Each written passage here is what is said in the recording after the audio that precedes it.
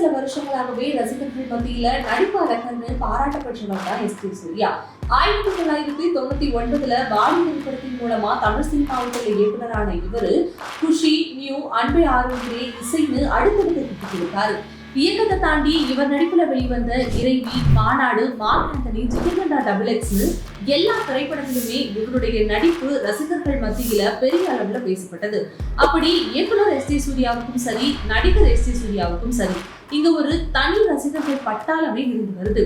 இந்த நிலையில எஸ்.ஜே. சூர்யாவோட அடுத்த ப்ராஜெக்ட் என்னவா இருக்கும் அப்படின்னு தமிழ் சினிமா ரசிகர்கள் மத்தியில மிகப்பெரிய எதிர்பார்ப்பு இருந்த நிலையில இப்போ ஸ்ரீ கோகுல மூவிஸ் தயாரிப்புல எஸ்.ஜே. சூர்யா அடுத்ததா கில்லர் படத்தை இயக்க போவதா தகவல்கள் வெளியாகி இருந்தது.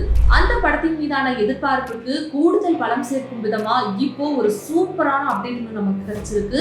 எஸ்.ஜே. சூர்யா இயக்கத்துல உருவாக இருக்கும் இந்த கில்லர் திரைப்படத்திற்கு இசைப்புயல் A.R. ரஹ்மான் இசையமைப்பாளராக கமிட் ஆகி இருக்காரு. இந்த படத்துடைய கதாநாயகியா அயோத்தி திரைப்படத்தின் மூலமா தமிழ் சினிமாவில் அறிமுகமான பிரீத்தி அஸ்ரானியும் இருந்திருக்காங்க. அது மட்டும் இல்லாம எஸ்.ஜே. சூர்யா மற்றும் A.R. ரஹ்மான் ஆகியோருடைய கூட்டணியில கடைசியா 2005 வெளிவந்த அன்பே ஆரோக்கியே திரைப்படத்தின் பாடல்கள் இன்னைக்கு வரைக்கும் பலருடைய மனதில் ஒலித்துக் கொண்டிருக்கு.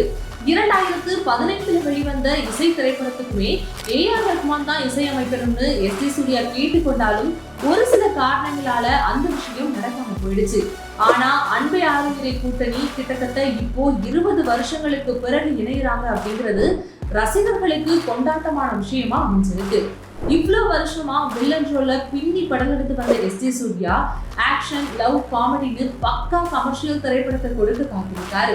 நடிப்பு அரக்கன் மற்றும் இசை புயல் இருவர் மேலேயும் ஒரு நல்ல எதிர்பார்ப்பு இருக்கும் நிலையில என்ன மாதிரியான பாடல்கள் கிடைக்கும், கதைக்களம் எப்படி உருவாகும், எஸ்.ஜே. சூர்யா வில்லனா இந்த திரைப்படத்துல பயணிக்க போறாரா இல்ல கதாநாயகனா களமிறங்க போறாரா அப்படிங்கிறத பொறுத்திருந்து பார்ப்போம்.